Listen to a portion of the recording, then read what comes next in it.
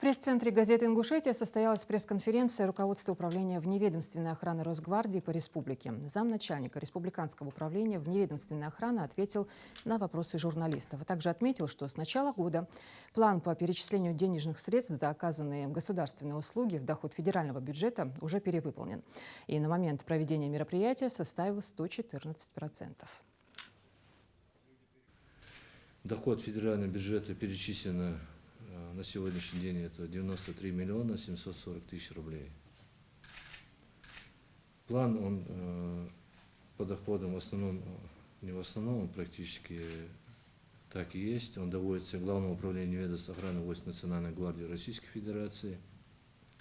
И каждому управлению ведомства охраны по субъектам Российской Федерации план по доходам устанавливается, исходя из объема выполняемых задач, зависит от количества охраняемых объектов и имущества граждан и организаций. Отдельно Тамерлан Шадеев упомянул вопрос трудоустройства во вневедомственную охрану Росгвардии как на территории Ингушетии, так и в освобожденных регионах России. Основные требования к кандидатам – наличие соответствующего образования по профилю, а также отсутствие судимости и допустимый возраст.